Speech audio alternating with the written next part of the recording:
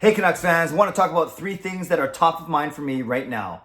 That is Travis Green's contract, filling the roster, and where are the Canucks actually going to play.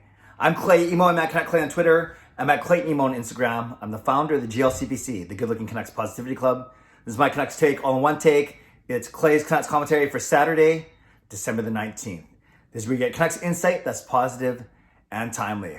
I hope you're doing well. Today's Saturday, that means tomorrow's Sunday, and that means another day, another version of Ask Me Anything tomorrow. So leave a question in the comments below if you have any questions for me that I can answer in my vlog tomorrow. Just started off with AMA, so it's easy for me to find, and I'll answer the questions that are marked AMA for Ask Me Anything. I'll answer those in tomorrow's vlog. Three questions that I have on my mind today are Travis Green's contract, the Canucks lineup, and where the Canucks are going to play. Let's go in reverse order. Where are the Canucks going to play? I brought this up in my vlog yesterday morning when I was talking about the fact that the provincial health authorities in Canada are still figuring things out. They're still negotiating with the NHL. They're talking with each other. They're talking to the NHL, and they're figuring out exactly how the season is going to look. We know that there's 5 provinces involved: BC with Vancouver, Alberta with Edmonton and Calgary, Manitoba with Winnipeg, Ontario with Toronto and Ottawa, and Quebec with Montreal. I tried to do that as quickly as I could without stuttering. I think I made it through. But yes, 5 different provinces, 5 different health authorities to get involved. And it would be no surprise to me if Vancouver was the toughest one, if BC was the toughest one. We saw that back in June and July, when there was thought that Vancouver was a favorite to be one of the 2 hub cities. We turned out obviously to be Edmonton and Toronto, as opposed to Vancouver and Vegas. So the hope obviously is that all 7 Canadian teams playing in their Canadian division can play in their home arenas, whether or not there's fans there or not, but playing in their home arenas. That way it most simulates a home game experience.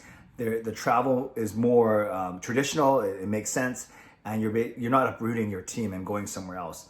Of course, if for whatever reason that doesn't work out, the Canucks could start the season in another city, like in Edmonton, or the whole Canadian division might get scrapped.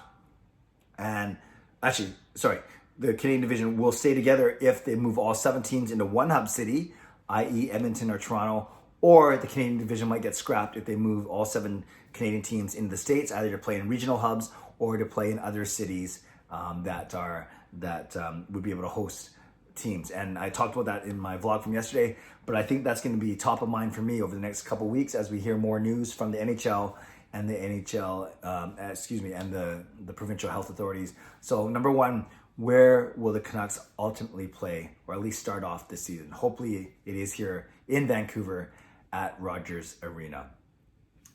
More things coming out with the potential agreement that they're going to hopefully sign off on this weekend. One of them includes when you're traveling as a road team that you can only practice and play and hotel. That's it. No excursions, no restaurants, no bars. Got to eat all your meals at the hotel, and that would make sense to keep the bubble, to keep the exposure smaller. So that's number 1, what's going to happen with where the Canucks going to play. Number 2, what's the roster going to look like? And I talked about this earlier in the week. There's still some big UFA names out there, not massive, but bigger ones, and the Canucks might not be able to afford all of them, guys like Mike Hoffman and Sami Vatanen.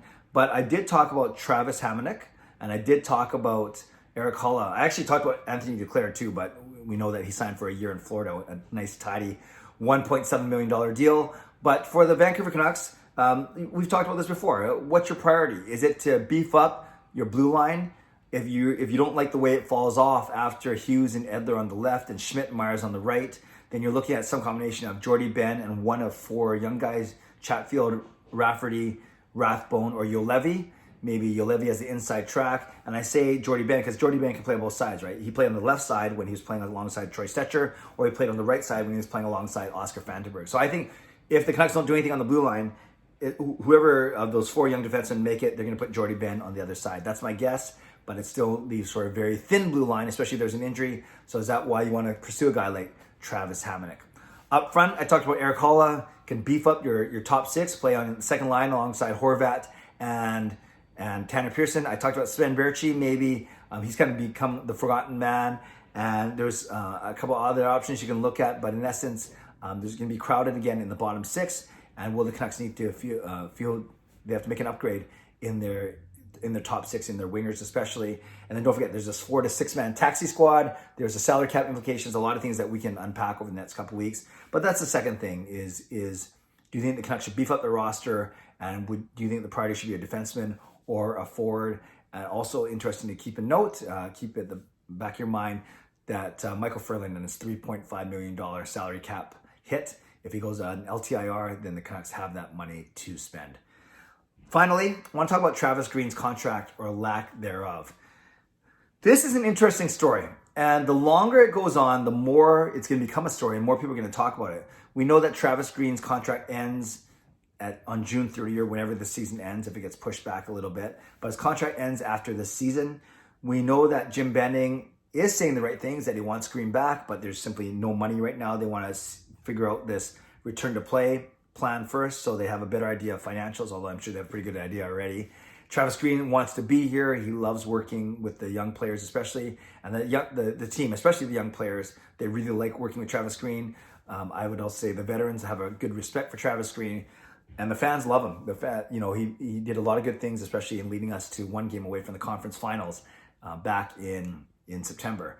So why isn't there a contract? Well, I think both slipping here. There's no contract because there's no money right now, or it's really tough for the Canucks and Aquilini to spend money when they don't know what the next few years are going to look like. So that's always a challenge, but you don't want a coach to be what's called a lame duck coach, i.e. coaching into his last year of his contract without a new one in place. The other thought is, don't forget that Travis Green in the system was a Mike Gillis guy, right? He was in Utica, and then sure, when Benning first got here, when Benning and Linden all started at the same time, Linden hired Willie Desjardins as his coach for a forgettable 3 years here. But Desjardins was Linden's guy. Then Desjardins left, Linden left, and then Travis Green seemed to be the heir apparent. But remember, Green was in this organization before Benning got here. So maybe, just maybe, Benning wants to look for his own guy, whoever that guy may be. So that's something to keep in mind. And if that's the case, then Travis Green is going to have options because unless they completely crash and burn this year, I think a lot of people really like Travis Green. I think they're noticing what he can do around the league. And, Seattle's still looking for a head coach, believe it or not. They've hired, it seems like, every other position except their head coach. So Seattle's looking for a head coach, but there are other guys that are out there, of course.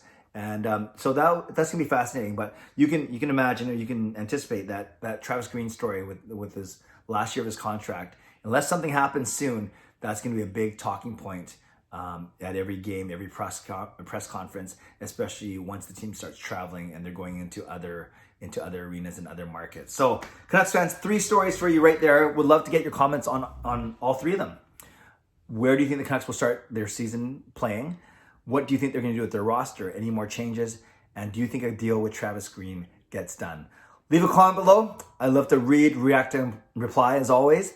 And also in the comments, leave a question for tomorrow's Ask Me Anything vlog. Would love to tackle your questions as part of my vlog tomorrow. In the meantime, stay safe. Subscribe if you like to. Like this video if you like to. I'm pretty chill. You can tell I'm in a really relaxed mood because I'm not working for 2 weeks, which is nice. Gonna focus on family and my YouTube channel and some other things over the next couple weeks. But yes, subscribe if you like to. Like this video if you like to. Stay safe, stay healthy. Take care of yourselves and of each other. Have a great day. God bless. And go Canucks go.